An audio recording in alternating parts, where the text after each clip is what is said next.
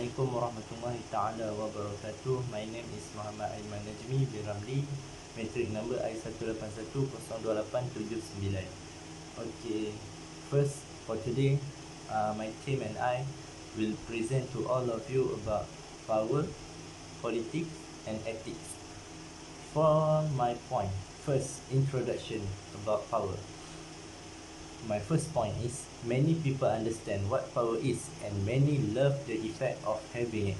Okay, dekat sini menunjukkan kebanyakan ataupun majoriti manusia atas muka bumi ini memahami apakah itu kuasa ataupun power, dan majoriti dan kebanyakan orang juga suka apabila seseorang tu dia ada kuasa dan dia juga dapat menggunakan kuasa. Okey, sebagai contoh untuk saya fahamkan lagi, for example, when a child scream and whines for a Barbie doll and her parent reluctant to buy the doll for her, this example show that the child have a power over her parents. Okey, contoh dekat sini menunjukkan sebagai satu situasi apabila seseorang kanak-kanak dia menjerit, dia meminta dengan keadaan paksa untuk mak dengan ayah dia ni belikan dia sebuah patung. Okey, dan disebabkan dia tu meronta-ronta dan juga meminta, mak dengan ayah dia ni terpaksa belikan patung tu dekat anak dia. Okey, dekat sini menunjukkan bahawa anak tadi tu dia mempunyai kuasa ke atas mak dan ayah dia. Okey, for my second slide, definition of power. According to Stephen Robbins and Timothy Judge, power refers to the ability A to has influenced the behavior of B to get what A instructs and which B to do. Power also about relationship which B has toward A.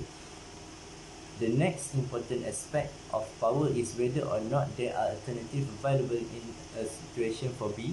Should there be other offers available elsewhere? And then my last point is A will lose control or power over B as what A has now become less important. Okay, merujuk daripada definisi yang diberikan oleh Stephen Robbins dan juga Timothy Judge, mereka mengatakan bahawa kuasa ini merujuk kepada kebolehan A untuk mempengaruhi tingkah laku B untuk mendapatkan apa yang A nak dan juga apa yang A suruh B buat. Okey, kuasa juga berkaitan dengan hubungan di antara A dan juga B. Kemudian aspek yang paling penting dalam kuasa ni adalah sama ada B tu dia ada alternatif lain ataupun tidak. Okey, kalau dia ada alternatif lain untuk tak buat apa yang A suruh, maknanya dekat situ menunjukkan A will lose control of power over B. Okey, menunjukkan bahawa kuasa A ke atas B tu akan berkurangan dan menunjukkan bahawa kuasa dia dekat B tu taklah penting sangat. Okey, next point is factor. There are two more important factor of power, namely the ability to influence the extent of dependency. Okay, first, influence. The person with power influence other people. Okay, yang pertama ni mempengaruhi. Maksudnya menunjukkan apa? Orang yang mempunyai kuasa ni dia boleh mempengaruhi orang lain. Okay, yang kedua dependency, kebergantungan. The more people depend to you, the more power you have over them. The level of dependency is based on alternative available and the level of importance a person. Okey, menunjukkan sini kebergantungan. Lagi banyak orang bergantung kepada kita, maksudnya menunjukkan bahawa kuasa yang kita ada tu menunjukkan bahawa kita mempunyai kuasa kepada mereka. Okey, dan juga tahap kebergantungan ni berdasarkan kepada alternatif yang wujud dan juga betapa pentingnya seseorang dan menunjuk kepada tahap kepentingan seseorang itu. That's all from me. Thank you for lending me your ears. Thank you very much and goodbye. Bismillahirrahmanirrahim. Assalamualaikum warahmatullahi wabarakatuh. Nama saya Nur Hikmah binti Muhammad Anwar. Okay, my topic is power and leadership. Okay, first of all, are power and leadership the same thing? The answer is no. Okay, why? Let's see the difference between power and leadership. Okay, first, power. Power is used as means for achieving goals. Maksudnya kat sini, power ni adalah satu kaedah untuk kita mencapai satu matlamat tu. Contohnya, A ni dia ada kuasa terhadap B untuk dia suruh buat something ikut kemahuan dia. Kemahuan dia ni based on dia, contoh dia pengurus. Ikutlah dia punya prosedur untuk pekerjaan tu. Okay, you buat macam ni, macam ni, macam ni. So, dia ada power tu untuk dia capai matlamat yang dia nak, untuk suruh orang bawah-bawah dia. Okay, seterusnya requires followers dependency. Follower ni, pengikut dia ni, dia bergantung kepada dia punya siapa yang pemegang kuasa ni. So, kat sini pekerja dia bergantung kepada pengurus dia, apa semua. Okay, yang ketiga, power ni used to gain lateral and upward influence, untuk mendapatkan pengaruh upward. Upward ni macam dia tingkah laku yang tertentu yang digunakan pekerja untuk mempengaruhi persekitaran dia. Kat sini dia merujuk pada tingkah laku ejen tu kepada individu dengan tahap yang lebih tinggi dalam hierarchy organisasi. Okay, contohnya rational persuasion, wujudan rasional dan sebagainya. Okay, seterusnya leadership. Leadership ni pula dia focus on goal achievement, means tumpuan dia pada pencapaian matlamat tu. Diorang ni tertumpu pada satu matlamat. Contohnya, leadership ni dia adalah perangsang bagi diorang punya group. In one group, dia ada seorang yang maksudnya macam seorang yang jawatan dia lebih tinggi. Then dia ni adalah perangsang untuk group tu capai sama-sama target. So target dia orang satu, dan dia orang capai something tu, dan dia ni dah bagi semangat dan sebagainya. Okay, seterusnya requires goal compatibility with followers. Kat sini keserasian matlamat dengan pengikut. Dia matlamat macam saya cakap tadi, dia satu matlamat yang sama, dia kejar matlamat yang sama.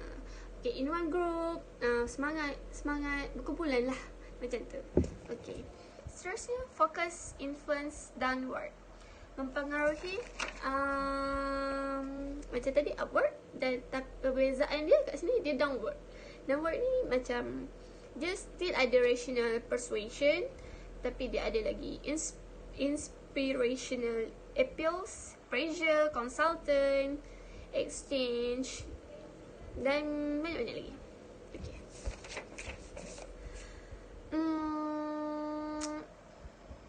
Power ni, seterusnya kita masuk kepada 3 points. Okay, first, a person who has power may not necessarily be a leader, but a leader must have power in order to be effective. Maksud dia kat sini, kuasa tak semesti menjadi leader, tetapi seorang leader perlu ada kuasa untuk menjadi seorang leader yang berjaya, efektif dan sebagainya. So, therefore, in order to lead, a leader must first have some power. Macam saya cakap tadi, untuk memimpin seseorang pemimpin itu, dia perlu ada kekuatan dulu untuk barulah dia boleh memimpin. Okay, in sums, we can emphasize that a crucial ingredient to becoming an effective and respected leader is having power and using it well. Even though power and leadership are considered two separated entities, power is in fact linked to leadership. Okay, kat sini maksud dia, perkara yang penting untuk menjadi pemimpin yang berkesan adalah berkesan, dihormati dan yang disegani, perlulah ada kuasa dan kita gunakan kuasa tu dengan baik. Jangan salah guna kuasa. Barulah kepimpinan kita tu berjaya. Seterusnya, walaupun kuasa dengan kepimpinan ni adalah entiti yang berbeza, tetapi sebenarnya diorang ni sangat-sangatlah berkait rapat. Okay? That's all. Assalamualaikum warahmatullahi wabarakatuh. My name is Muhammad Rushaidi bin Abdul Rahman and my metric number is I18203136. Today, I would like to present about basis of power. Power is divided into general grouping. First, formal power or position-based power, and second, personal power or person-based power. Formal power is the power given to the leader by the organization. It's the power granted to the leader based on the job title. Personal power is the independent from the position a manager holds in an organization and rests solely in the individual. Things such as a manager's personality and special knowledge make personal power a useful resource for managers to use when trying to influence subordinates. Subordinates become committed to their managers that hold personal power. There are two main bases of personal power, which include referent power and expert power. Okay, now we go to the types of formal power. First, coercive power. Coercive power is conveyed through fear of losing one's job, being demoted, receiving a poor performance review, having prime projects taken away, and others. This power is obtained through threatening others. For example, the vice president of sales who threatens sales folk to meet their goals or get replaced. Leaders can use coercive power to establish innovation as part of their employees' responsibilities. If people are not able to come up with new and inventive ways of doing things, then they might get replaced with someone who can provide that value. Next, reward power. Reward power can be created if the leader has the ability and power to reward or share positive value with his or her followers. The reward share can be either financial or non-financial rewards.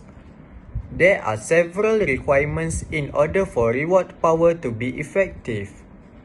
First, rewards given match the needs and wants of the followers. Second, the followers have trust and belief that the leaders are able to give the rewards. And third or last, rewards given are comparable to the work being done by the followers.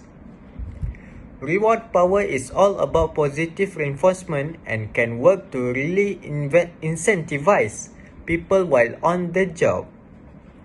The draw of a reward, whether big or small, can foster creativity, healthy competition, and excitement across your team.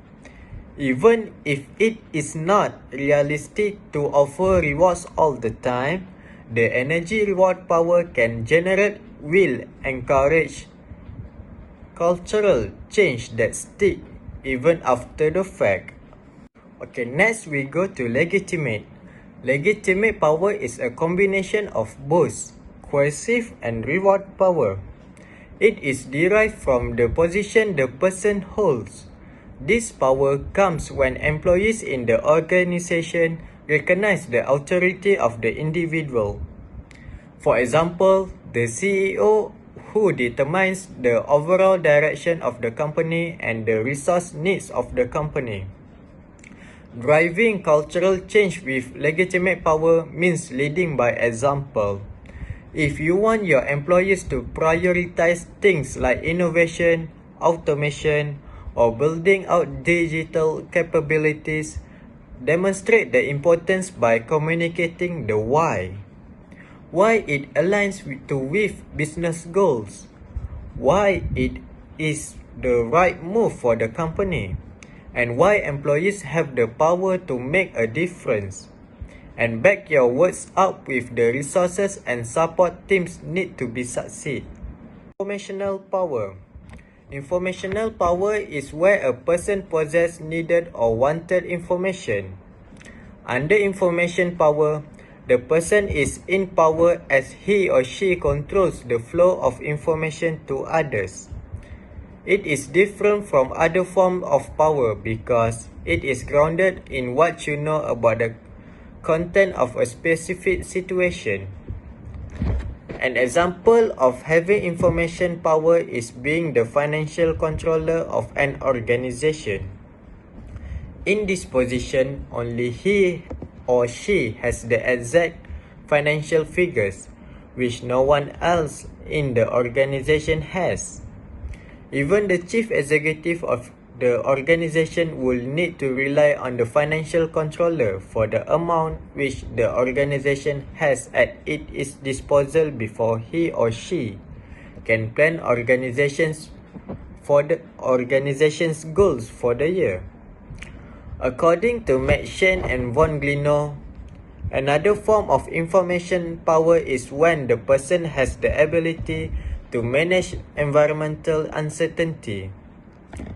This is because organizations face situations where the business or environment changes, and the ability to manage and predict uncertainty will definitely help the organization in dealing with these unexpected changes. Because the person has valuable information because of his or her expertise. The person is able to lead organization through uncertain situations with minimal adverse effects on the organizations. There are three general strategies to assist organization in coping uncertainty. First, prevention. Second, forecasting. And third, absorption. Prevention is the most effective strategy to prevent environmental changes from happening. Forecasting. This is an area where the trendsetter of the marketing specialist gain power by assisting the organization to predict changes. And absorption. It happens when people in power are able to absorb, handle, and sail through the situation when the uncertainties happen. Okay, next we go to the types of person-based power. First is expert power. When you have knowledge and skills that enable you to understand a situation, suggest solutions, use solid judgment, and generally outperform others, people will listen to you, trust you, and respect what you say. As a subject matter expert, your ideas will have values, and others will look to you for leadership in that area. In other words, expert power is the ability to influence other people based on expertise and knowledge which one has. For example, a field worker who has been with the industry for more than a decade, but is not promoted to a senior executive position because he does not have the necessarily paper qualifications, is still an expert compared to a fresh graduate who is an executive. Okay, lastly we go to reference power. Reference power comes from one person liking and respecting other and identifying with her or his in some way.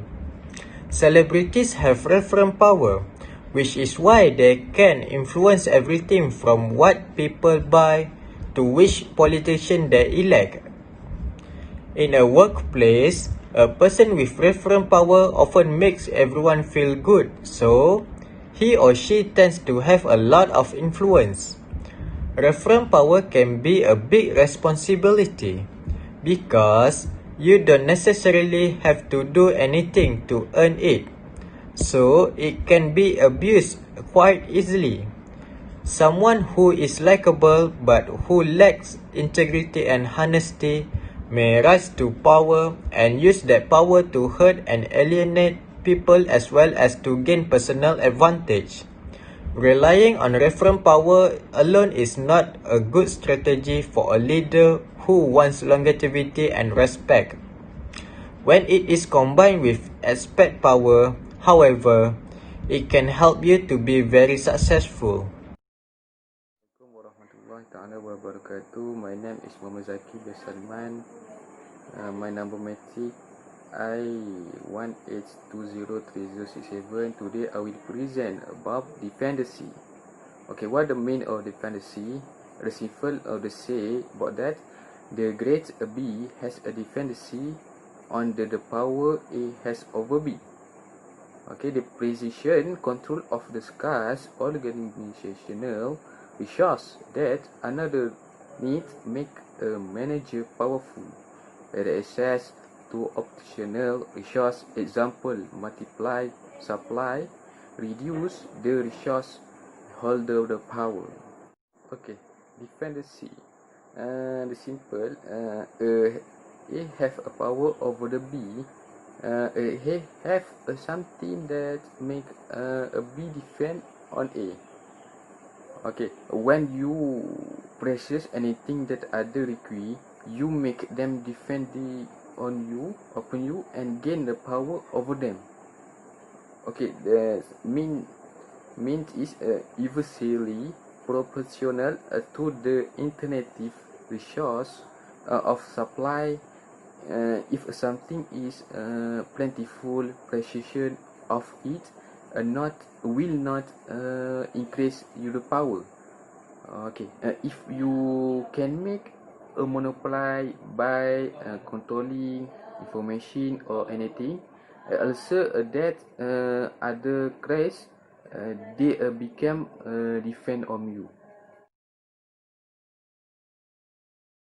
Example for dependency, a well-known property developer bring building property Sendirian Berhad build the greatest township, offering a variety of home type to potential and existing house buyers. This is the increase that the house buyers have options and do not turn to other developers for them dream homes. Brinkholder is also the only property development company to include lifestyle sophisticated to future home owners. The above also explain the reason why organizations work with and rely on several suppliers rather than give their business to only one supply. They do this to increase they still hold the power. This supply who are dependency on the them for the business. That's a example about dependency. Okay. When a person depend on it will decrease. If someone have what you have, that other depend on you, you have a will describe that the strong and depend on you will be reduced.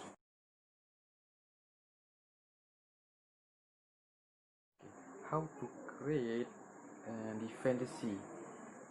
When you want to create dependency, which the three ways. The first way is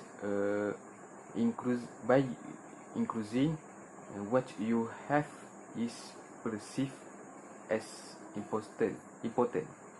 Second way is what you have a need to be scarce or rare. Last way is there is a not substitute to what you have. That is a three way to create dependency.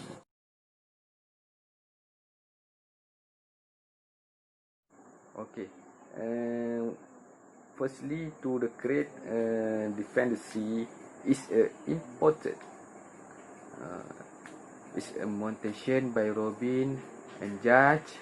Organization will always try to avoid uncertainty before a people who can exist. The organization in avoid the uncertainty or minimum error. There are two uncertainties will be recognized as important. That mean will you can help the organization help to in the danger situation. You will be a resource important. I mean if nobody want what you have, it's not going to the greatest defense to the greatest the thing you control must be perceived as being important.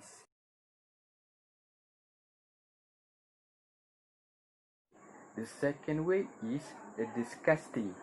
Short certain skill, knowledge, and resource be widely available. They would be not defensive on this element. The information, the skill, the knowledge, and resource present a process a need to be scarce and rare in order to create dependency on that person. Okay, if something is plentiful, precision of it will not increase your power. A resource need to be perceived as scarce to the great dependency.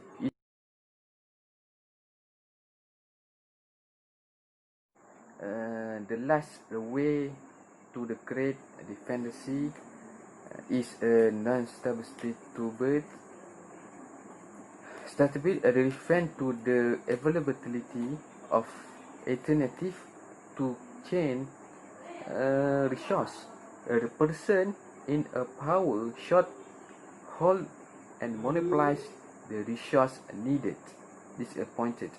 For example, like a senior human resource HR manager who hold the industry cost, the issue and employees grievance has been able to reduce the administration costs for legal issue, which have been amounting to the thousands of other ringgit.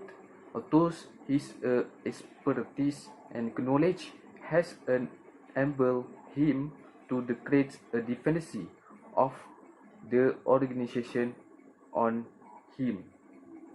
Okay, the viable substitute for a resource, the more power the control over that resource prevails.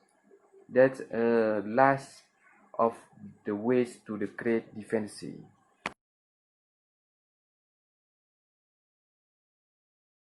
Okay, the conclusion about this topic, there is organization depend on resource.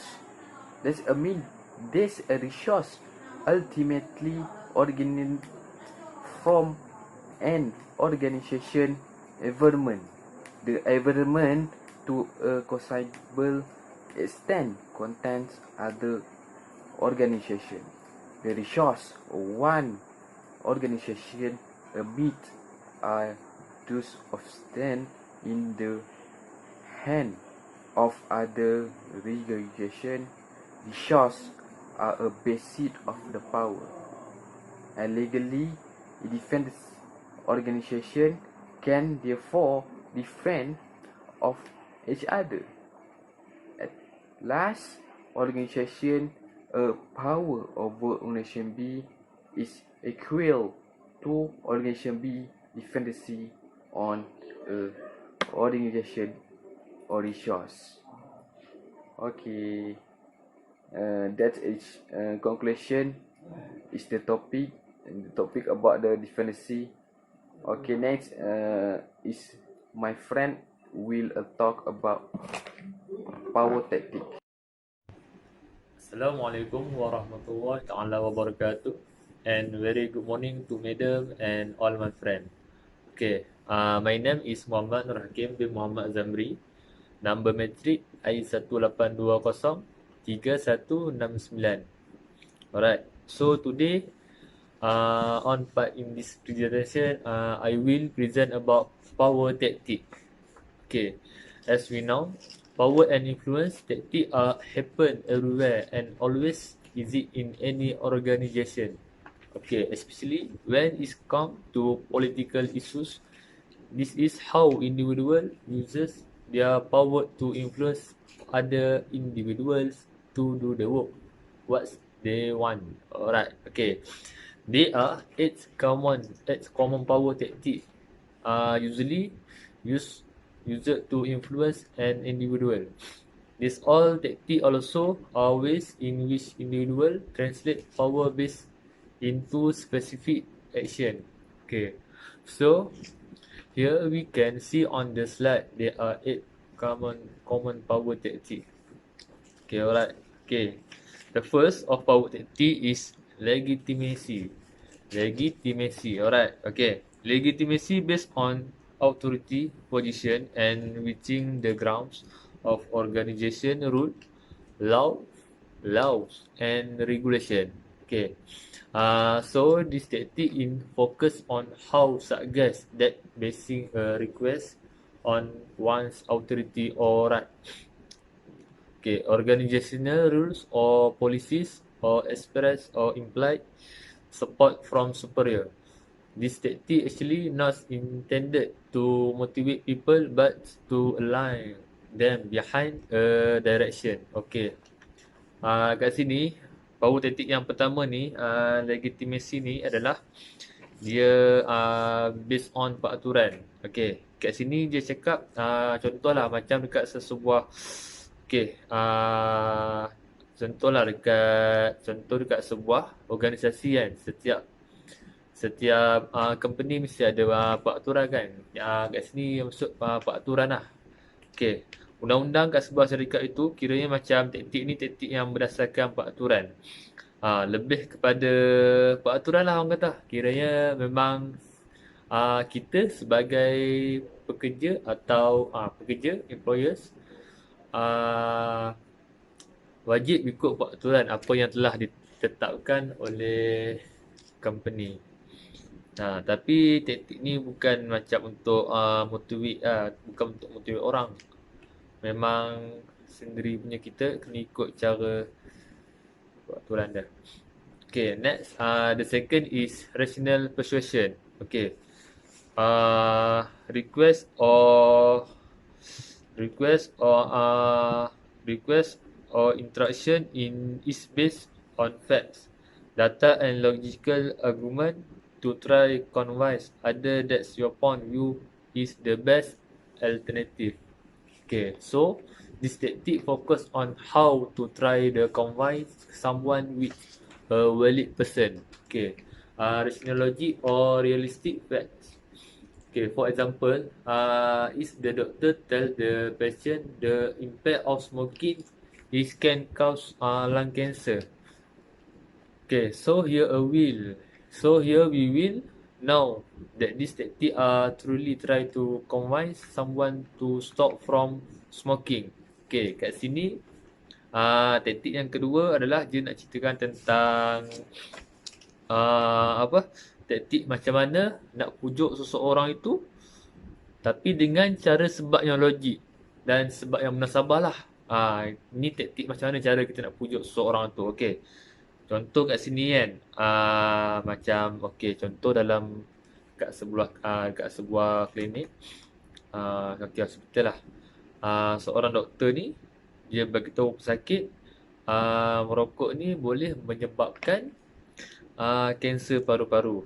Okay, so kat sini doktor tu nak pujuk pesakit tu suruh berhenti merokok lah. Okay, tapi betul lah apa yang doktor cakap. Merokok ni boleh menyebabkan kanser paru-paru. Memang logik lah kan. Sebab isap rokok. Okay, lepas tu doktor ni pujuk pesakit tu supaya dia berhentilah untuk isap rokok tu. So dia suruh berhenti daripada merokok. Apabila kalau dia teruskan merokok, mungkin nanti risau takut paru-paru dia rosak akan menyebabkan kanser paru-paru. So dengan cara yang logik, cara yang betul lah, yang masuk akal, doktor pujuk tu cakap rokok ni menyebabkan kanser paru-paru. Tu taktik lah, cara nak pujuk seseorang tu untuk menghindar daripada merokok. Okay, next. Nombor 3, okay, inspirational appeal. Okay, so taktik yang ketiga ni, use emotional commitment which motivate a person needs and wants. Okay, focus on what emotion and belief to gain support for a request or cause or of action. Okay, so this tactic are about on how to build assuration by appealing to emotion. Okay, the idea and or value. So here for example is like the employers as someone who getting interview to the company. So the question is like as not what company can do for you, as what you can do for the company. Okay, kat sini maksud nombor 3 ni dia menceritakan tentang pasal di mana untuk kita nak naikkan sesemangat seseorang itu melalui pemikiran, iaitu melalui emosi atau idea lah macam tu. Okay, contoh macam dalam sebuah syarikat ni kan, seorang majikan ni dia nak interview orang yang datang kat dia untuk cari kerja kan. Okay, contoh, okay, dia guna taktik orang tu macam untuk berfikir. Contohnya macam okay, ask not what company can do for you, ask what you can do for the company. Okay, dia cakap macam ni, jangan tanya apa yang company boleh bagi kat kamu, tapi bagi tahu apa yang awak boleh bagi dekat company. Macam tu. Kiranya ini macam apa dia suruh seseorang tu untuk berfikir. Untuk fikir macam tadi lah saya cakap, yang majikan tu guna taktik dia, cara untuk seseorang tu berfikir. Kiranya dia cakap apa yang dekat orang tu, so orang tu akan berfikir apa yang dia boleh bagi dekat company dia. Okay.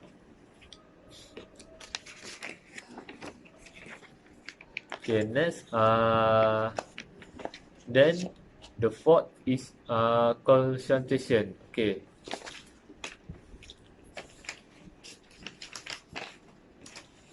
Okay, concentration ni guide and assist the person in making decision on how and what to do. Okay, kat sini, so this refer to a tactic that prescribe getting other to support your effort to pursue someone. Okay, taktik yang keempat ni dia cakap tentang taktik macam mana nak ajak orang itu untuk support kita punya usaha. Macam apa, untuk support kita usaha tu, kira macam mana kita nak ajak orang tu support usaha kita. Kiranya nak bagi orang lain nampak kita punya usaha lah. Okay, contohnya kita ada 3 bahagian lah. Si A ni dia buat kerja. Lepas tu si C ni nampak si A ni buat kerja. So si B ni dia nampak si A buat kerja dengan si C. Si C ni macam dia support si A ni buat kerja apa yang si A buat. So apabila si B ni nampak, okay, dia nampak macam si A ni macam dia boleh percaya lah yang si A punya kerja ni boleh dipercayai dan boleh pergi jauh lah orang kata kan. Macam kita nampak dia buat kerja sungguh-sungguh, kiranya dia nak macam dia nak ajak orang untuk support kita punya kerja. Macam tu. Bila si C ni support A untuk buat kerja, si B ni macam dia yakin, dia percaya yang si A ni betul-betul boleh ajak kita untuk join dia sekali macam tu. Okay.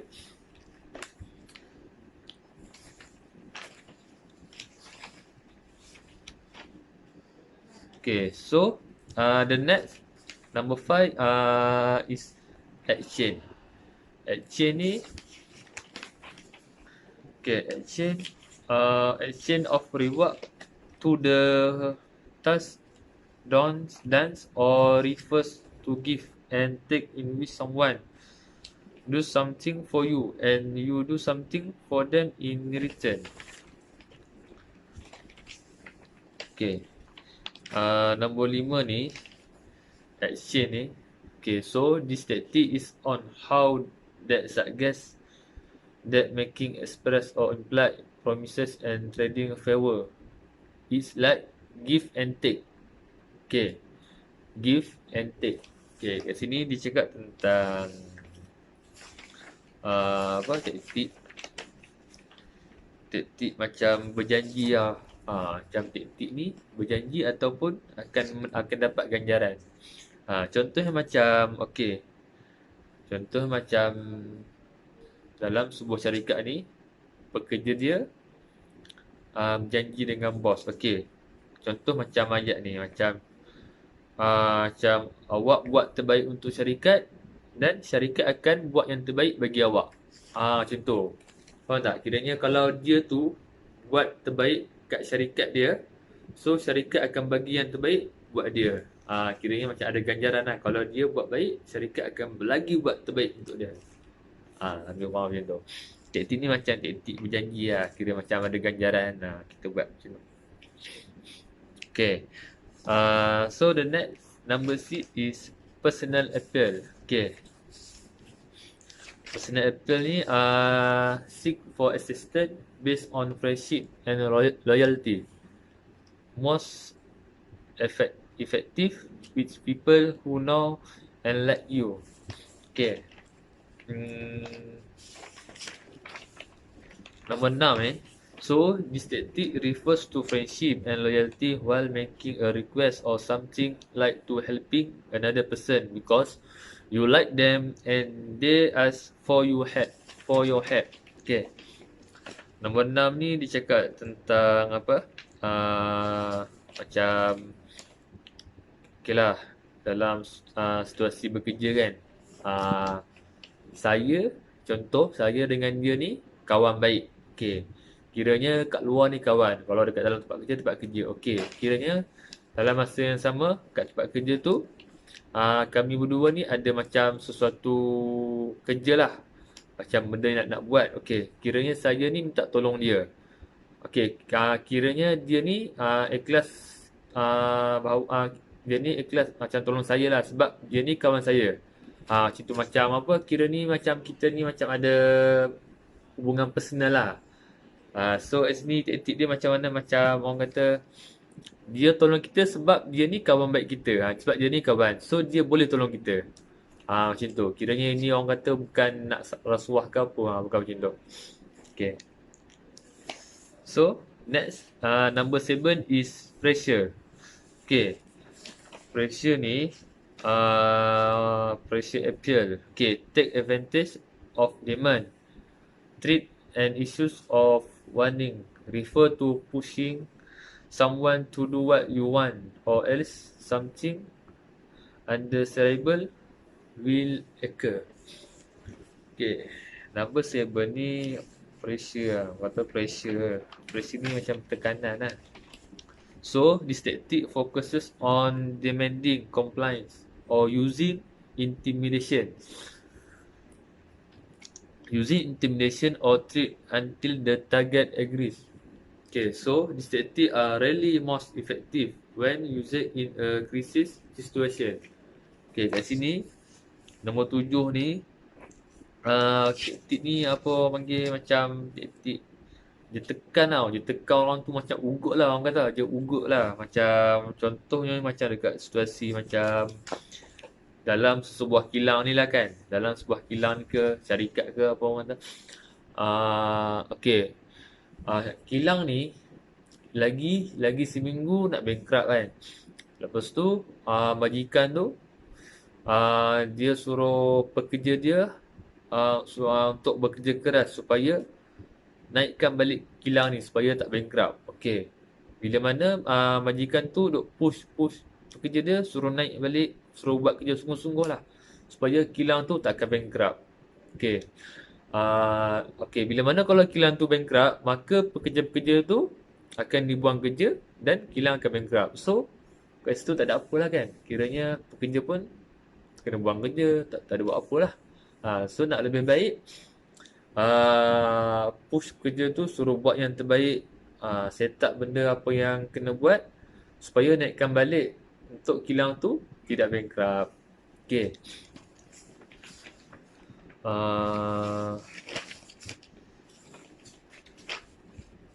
Okay. The last one, number 8 is collusion. Okay, collusion ni seek the aid of other people to pursue support and reason with the target. Refer to a group individuals working together to work a common goal and to influence other. Okay. Nombor 8 ni collusion. So this tactic that focuses on getting other to participate in the planning process, making decision and encourage change. Onions a common example of collusion within organisation. Okay, last sekali yang nombor 8 ni taktik tentang apa? Fokus macam mana kita nak tarik orang. Okay, taktik ni macam nak tarik orang untuk join kita punya tempat lah. Macam nak, okay, contoh lah dalam situasi kita dekat sebuah universiti kan. Okay, setiap universiti mesti ada akan kelab-kelab member kan. Kiranya ada orang student buat kelab-kelab sendiri kan. Okay, maksudnya kat sini dalam sebuah kelab tu macam mana kita nak tarik orang ramai untuk join kita punya kelab. Kiranya kita nak kita kat sini fokus pada target untuk kumpulkan semua orang untuk libatkan diri dia dalam sesuatu planning. Contohnya macam planning nak buat apa-apa program lah kan. Kiranya kita nak tarik orang tu untuk join kita punya group. Kita nak planning buat apa yang kita perlu buat. Macam saya cakap tadi lah, kira kita nak tarik orang tu masuk kelab kita. So kita buat planning proses untuk buat apa yang kita kena buat. Okay. So kat sini lah saya punya keterangan. So I will pass to the next presenter. Okay. Assalamualaikum warahmatullahi taala wabarakatuh. Assalamualaikum and good morning. My name is Muhammad Nur Yassin bin Kode. My matric number is I18102842. First saya nak terima kasih dekat Media Hayati sebab sudi ajar subjek kelakuan organisasi untuk semester 5. Today I want to present about my group topic is power and politics, and my part is coalition the power in number. Coalition the power in number maksud dia perhubungan kuasa dalam bilangan. So maksud coalition ni ialah satu kumpulan yang tak formal. Contoh dia macam kita nak buat study group tu satu kumpulan yang tak formal lah. Tapi kita ada keinginan kita, kenapa kita pilih ahli group tu. So kenapa kita pilih ahli group tu, sebab kita nak tingkatkan kekuatan kita dalam bilangan ahli group tu lah. So kita pergi kepada point kita yang pertama ialah people with power do not remain with power all the time. Maksud dia setiap orang ada kelebihan dan kekuatan diri dia sendiri, tapi kebolehan dan kekuatannya dia akan berkurang disebabkan ujian dan dugaan yang dia hadapi dalam hidup. Masing-masing ada ujian masing-masing. So cara dia nak tingkatkan kuasa dia selepas dia tipu ujian tu, maksudnya dia kena coalition, maksudnya berhubung dengan orang lain, maksudnya bersosial. Sebab masing-masing ada ujian masing-masing. Bila kita bersosial dengan orang lain, kita dapat tahu pengalaman dia, macam mana dia hadapi ujian tu. So daripada situ kita dapat tahu sendiri lah macam mana kita nak hadap ujian tu, sebab kita dah tahu melalui pengalaman orang lain. Itu pentingnya perhubungan ni, sebab kita nak tingkatkan kelebihan kita sendiri. Okey. Kita pergi point kita yang kedua, ialah a coalition is an informal group bound together by a common purpose, but whereby individual member would join with their own personal objective. Dalam coalition ni, bilangan number ni berbeza-beza. Number ni maksud dia ahli grup tu lah. Maksudnya kadang-kadang boleh jadi 4 orang, kadang-kadang boleh jadi 5 orang. Dia ikut dalam satu grup tu lah.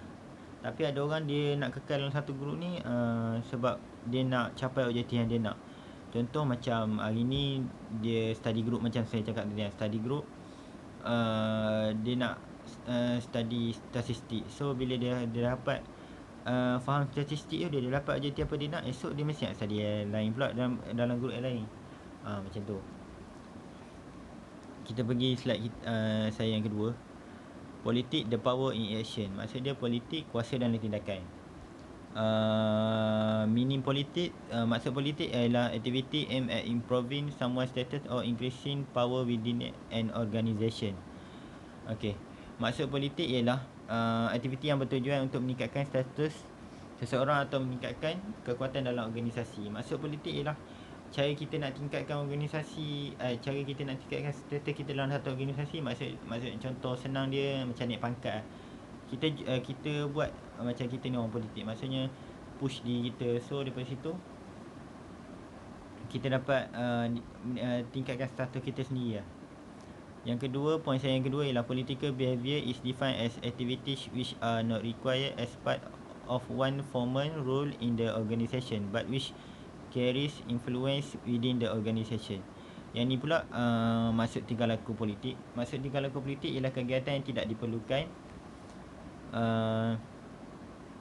sebagai bahagian dari peranan formal dalam organisasi, tetapi yang membawa pengaruh dalam organisasi.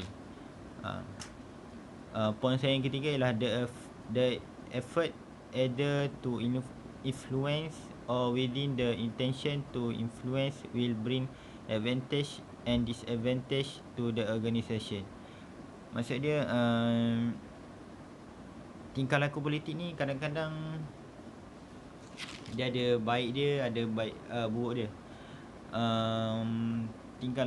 Orang politik ni tingkah laku dia pengaruh orang. Maksud dia akan cari satu kelompok untuk duduk bawah dia. So daripada situ dia dapat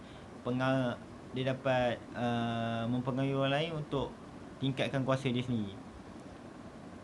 Dengan cara apa? Dengan dia usaha, dia buat kerja, dia tunjuk kat orang yang dia boleh buat semua benda. Tapi kadang-kadang benda yang dia tunjuk tu kadang-kadang boleh baik, boleh jadi bawa baik, kadang-kadang boleh jadi bawa buruk untuk satu organisasi tu.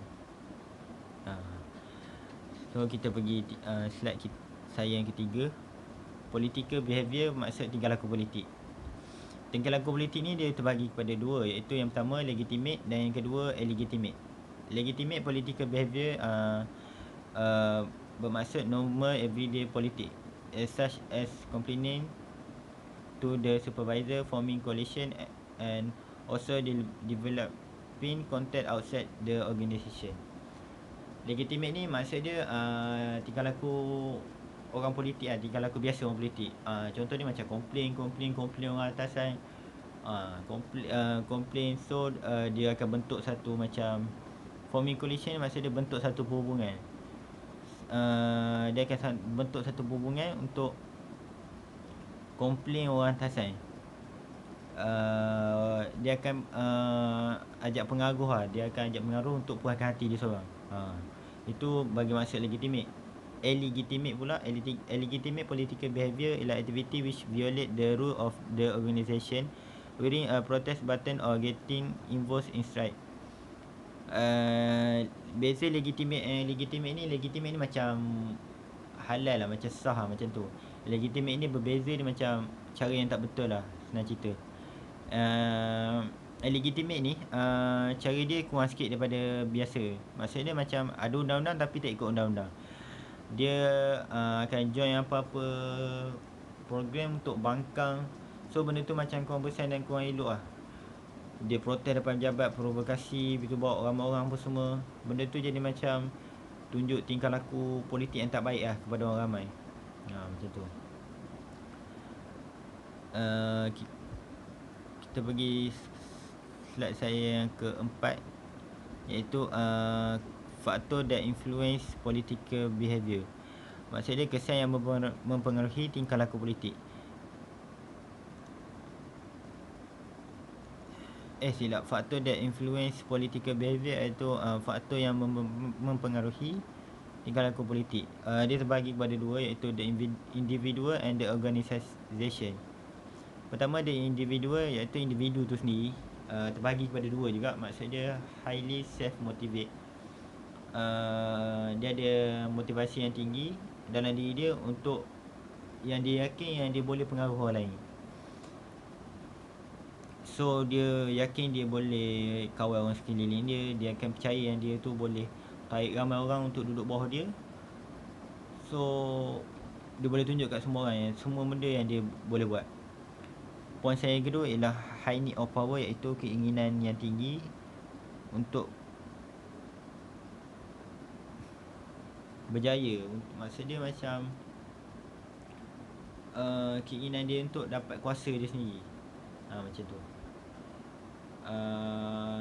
Faktor yang memenuhi tingkah laku politik yang kedua ialah the organisation. Maksud dia organisasi tu sendiri. Terbagi kepada dua juga, iaitu the situation of organisation dan yang kedua the culture of organisation. The situation of organisation maksud situasi organisasi tu. Maksud dia macam keadaan organisasi tu macam kita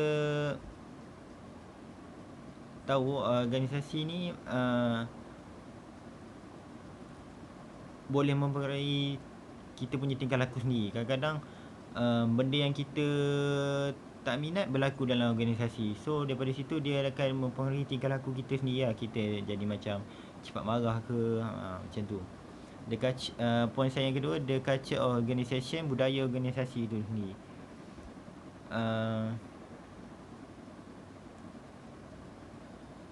Budaya dia contoh macam orang atasan dia macam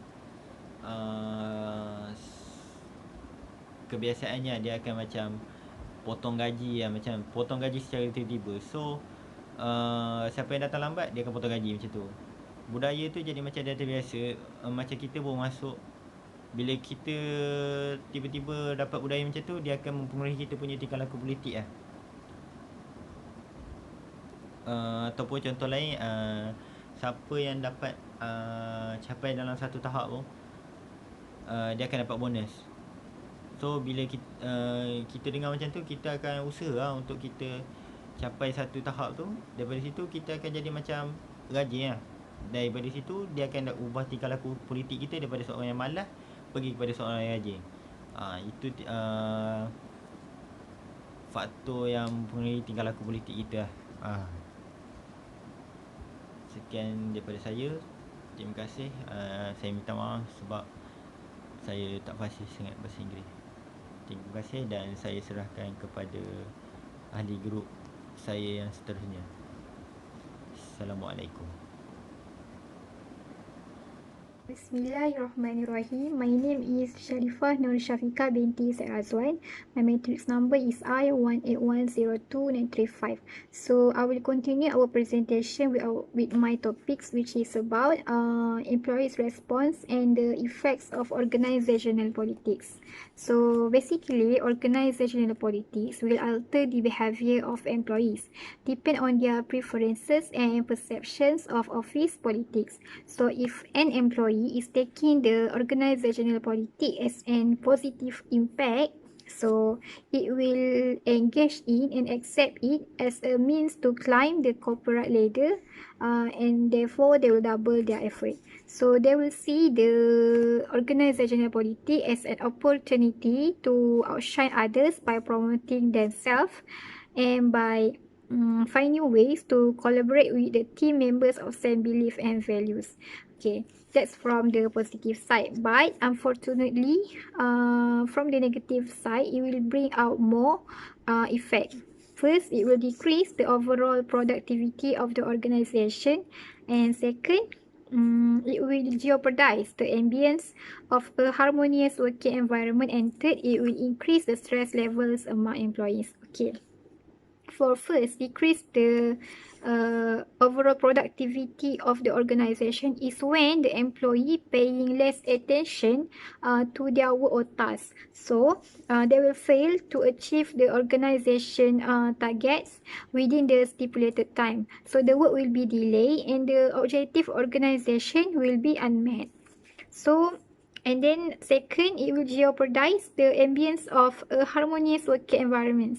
It means if the if an employee is if the organizational politics are being not are being able are not being able to control in a well manner, therefore it will ruin the relationship among employees. They will begin to mistrust each other and it will threaten the spirit of teamwork. Okay, and then we move on to third, which is increase the stress levels among employees. So, it will demotivate the employee who are solely at the organization to work. Okay. Okay, and then we move on to next slide, which is about ethics. So ethics is a set of values, attitudes, and skills intended to have benevolent effects when applied through professional behavioral guidelines, decision-making process, and the practice of compassion. And second, power brings special need for ethics because the circumstances of power make it easy for misuse to occur.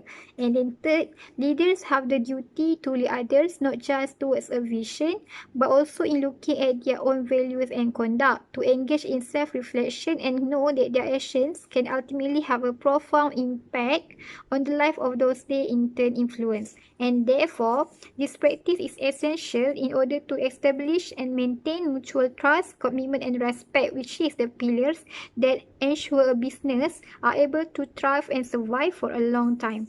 So it means ethics is a crucial thing to is a relatable thing with power. Without a good ethics, a leader will misuse the power that he or she have. So therefore, ethics is very useful. Ethics is a very useful tools to be there with the power. To be with the power. Okay, and then we move on to next case study about Steve Jobs. So here I've already stated the case study. So I will read it. So in 2007, Fortune named Steve Jobs the most powerful person in business. In 2009, the magazine named him CEO of the decade. Jobs, as the CEO of Apple Inc., has transformed no fewer than 5 different industries, which is computers, Hollywood movies, music, retailing, and wireless phones.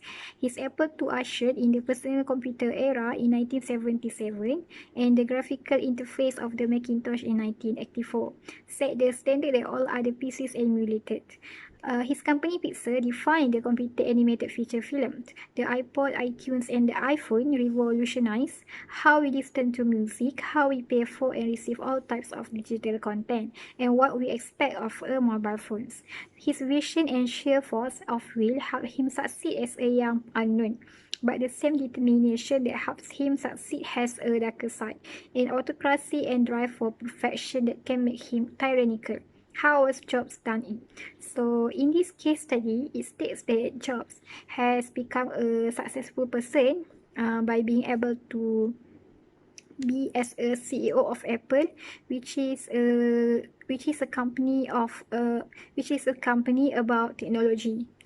Okay, and then it shows that he already done a lot of things, and why he became a successful person. But the same determination that he shows have a darker side, which is autocracy and drive for perfection that can make him tyrannical. Okay, so we will discuss on what power that Job have done to be able to be a successful person in a young age. So first, he has the legitimate power because his position in the Apple is as the CEO of the company. And then second, we have expert power, which is his success has built a tremendous amount of expert power. Jobs is renowned for being able to think of markets and products for needs that people didn't even know they had. So his expertise in making a new product, a new market that could be sold in the worldwide. Okay, and then third, he has a reward power. So as one of the richest individuals in the United States, his reward power both within and outside Apple. Okay, so he also can reward individuals with his time and attention. So it means as a richest person in the US, so he has the power to reward anyone that he wants. Okay, and then the fourth is information power, which he has been able to leverage information in each industry he has transformed. Okay, and then five, we have a coercive power. He has a coercive power. Okay, forcefulness is helpful when tackling large intractable problems, says Stanford social psychologist Roderick Kramer, who calls Jobs one of the great intimidators. Robert Sutton notes that the degree to which people in Silicon Valley are afraid of Jobs is unbelievable. Jobs is known to berate people to the point of tears, so he has the coercive power because he was the CEO of the Apple. So whatever he wants and needs, he will make sure that he will get it. So if not, he will use his power to coerce people to do like what he wants. Okay, and then six, reference power. Okay, but at the same time, he inspires astounding effort and creativity from his people. Employee Andy Hertzfeld, the lead designer of the original Mac operating system, says Jobs imbues employees with a messianic zeal and can make them feel that they're working on the greatest product in the world. So he really inspires others who have a creativity and an astounding effort. So that's why he became a successful person by doing this six power that have in him, which is the coercive power, reference power, legitimate power, uh, reward power, information power, and expert power. He has all those six power to be able to be a successful person in a young age. Okay, then we will move on to the last slide of this presentation, which is about conclusion of power, politics, and ethics. So first we have in an organization, no matter what position one holds, having power will indeed be an advantage. Okay, power also is a crucial ingredient for effective leadership. So it means that a person who have power may not necessarily be a leader, but a leader must have power to make it effective. Okay, therefore a good leader will have a good ethics to not misuse the power that they gain and use it wisely. So we can conclude that power and leadership is not it's not a same thing. It is a different entities. It is a different things, but it is really relatable between power and leadership. Okay. And then we move on to the second point, which is there are two sources of power, which is formal power and personal power. So formal power, we can call it as position based power. Okay, and it is based on an individual's position in an organization. So that is formal power, and we have 4 of it, which is coercive power, reward power, legitimate power, and information power. Meanwhile, we have personal power. Okay, personal power, we can also call it as person-based power, which is it is when a person exercise power derived from their unique individual characteristics. So it from their unique individual characteristics. So it has 2 power, which is we call it as expert power and also referent power. And then the third point, we go to the general dependency perspective explains that power dependency is influenced by 3 factors. So the 3 factors is importance, scarce, and also substitutability. Okay, and then the 4 points is about power tactics. Okay, power tactics are how individuals translate power bases into specific actions, and they are 8 power tactics that we can use. Okay, the first one is legitimacy, second one is rational persuasion, third inspirational appeals, 4 consultation, 5 exchange, 6 personal appeals, 7 pressure, and 8 is coalitions. Okay, so usually there are three tactics that being used repeatedly, which is rational persuasion, inspirational appeal, and consultation. Okay, and then the 5th points will be political behavior. Happens when people who do not have power wish to influence the decision-making process in their favor. That what is means by political behavior. And then 6, the last one we have, okay, the conclusion, we can conclude from this topic, okay, organizational leaders need to ensure that organizational politics are positioned as a positive platform for a healthy competitive work environment. So overall, we can conclude that power, polity, and ethics are 3 different things that, but they are very relatable and linked to each other. So first, okay, we can conclude that a good leader must have a good power and use it wisely with a good ethics. Okay. And a leader also can use his power tactics and trying to avoid any negative political behavior in his or her organization. So therefore, the business will be run smoothly and hoping the company will be able to survive for a long time. So that's the use of a good leadership and a good power and a good ethics. Okay. Okay, that's all from our group. I'm hoping that you guys can understand what we present about and make sure that the information given from the topics power, polity, and ethics could be really useful for you guys to use in the future. So that's all from now. Thank you for listening and watching this video, and have a nice day. Thank you.